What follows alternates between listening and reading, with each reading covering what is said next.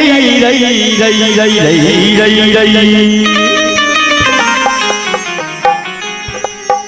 गैया के काटल कसैया से ना छुड़ाई, ना तो हिंदू धर्मवा न बचिए माई। गैया हम मैया देवी मैया बचाई, ना तो कवन दूध घी पूजबा में जाई। गैये ह बेटी बोझा बड़ी समाज खातिर, गैये हो बेटी बोझा बड़ी समाज खातिर।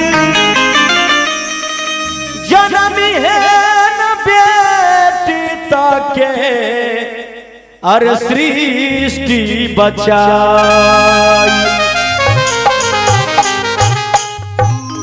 अगर बेटी ना होए के सृष्टि बचाई।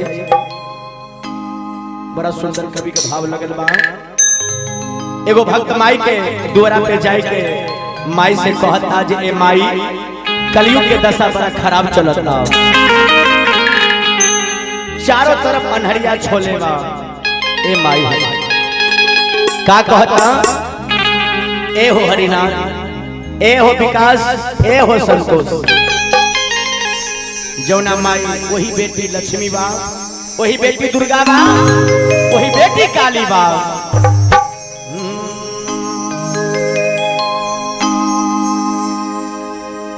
अरे आज के समाज में दहेज बनल रोना। ए हो माई,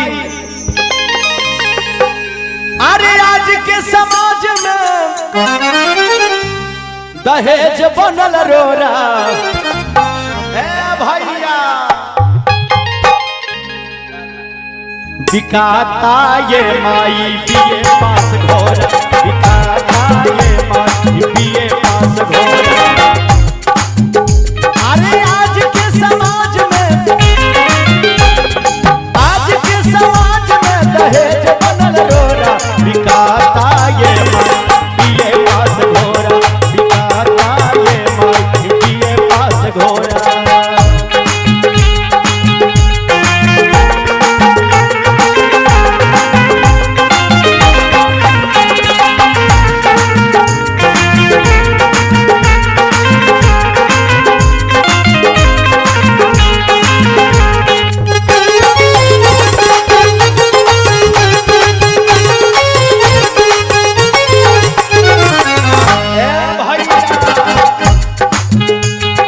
गदहो के 5 लाख तिलक मनाता,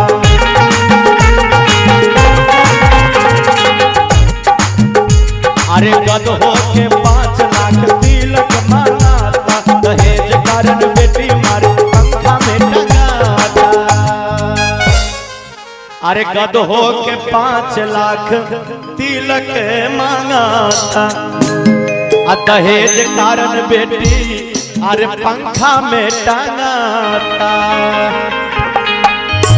अरे भोरे जीवन सही बेटी और हट के गोरा। बिकाता ये माई बीए पास घोड़ा, बिकाता ये माई बीए पास घोड़ा, बीए पास घोड़ा, ओ बीए पास घोड़ा।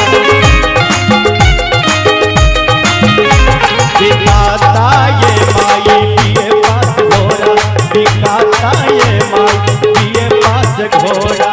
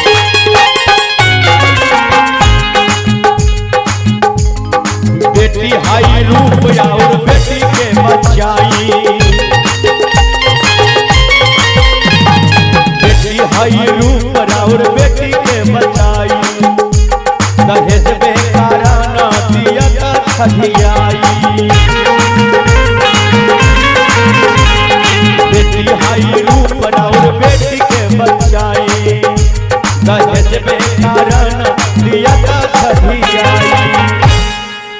दहेज बे है दौलत अरे जनना गणना मनी जोरा भैया अभी काता ये भाई